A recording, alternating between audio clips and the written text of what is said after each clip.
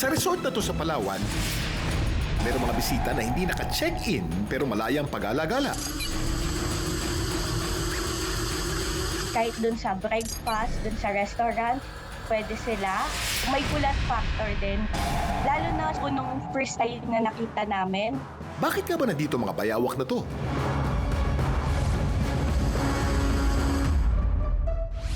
Ang bayawak ay kadalasang matatagpuan malapit sa tubig, ilog, lawa at mangrove dahil dito sila komportable at dito rin sila nanguhuli ng pagkain. Semi-aquatic kasi sila.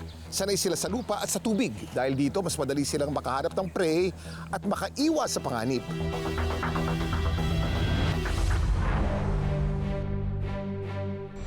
Sa video na ito, nang naging guest ng resort na si Carla, ang giant butiki, para naka-vacation mode na naghahanap ng mapupwestuhan sa dining hall.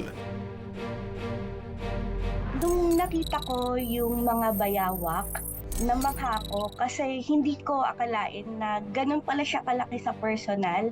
Pag sa videos nakikita ko, akala ko mas maliit siya. Pero nung nakita ko, nung nagbe-breakfast kami, ang laki pala nila.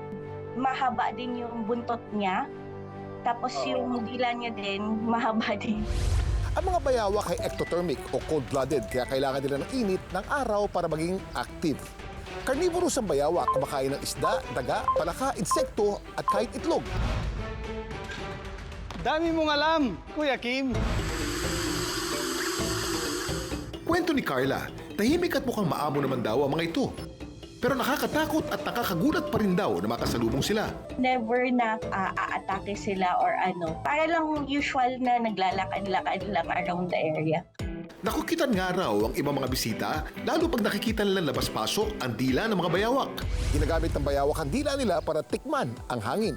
Kinokolekta nila mga chemical signal sa paligid at dinadala ito sa isang special na organ na kung tawagin ay Jacobson's organ o vomeronasal organ.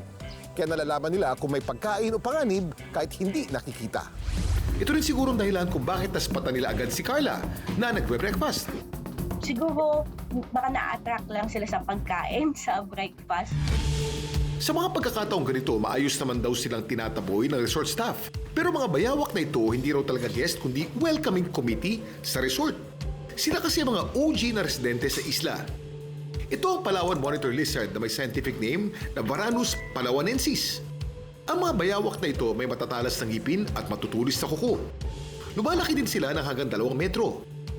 Hindi po nila sinasaktan, kaya po nagiging maamo yung mga bayawak. Binibigyan po ng importansya ng Discovery Coron yung bayawak doon sa kanilang resort. Meron po silang veterinarian doon sa resort na kapag meron pong sakit yung isang bayawak, hindi sila natunawan na medyo nasobrahan sa pagkain. Yun po ay ginagamot ng kanilang veterinarian. Yun na po ang pinakahayop na namulatan namin dito sa aming barangay. Kaya po pinapangalagaan din namin. May karapatan din sila mag-enjoy sa sarili nilang paraan sa lugar na sa totoo ay kanilang tirahan.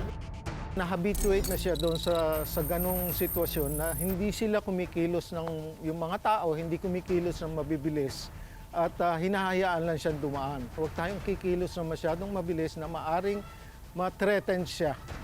Dahil ito'y napakalakas na hayop, even though sabihin natin mo hindi siya ganong kalakihan. Ang jaw power niyan, malakas. Ang whip niyan, malakas. Ang resort talagang equip siya sa mga facilities. So, meron din silang standby na medical team. Hindi lang basta gumagala ang mga bayawak sa resort. May papel din silang ginagampanan sa kalikasan.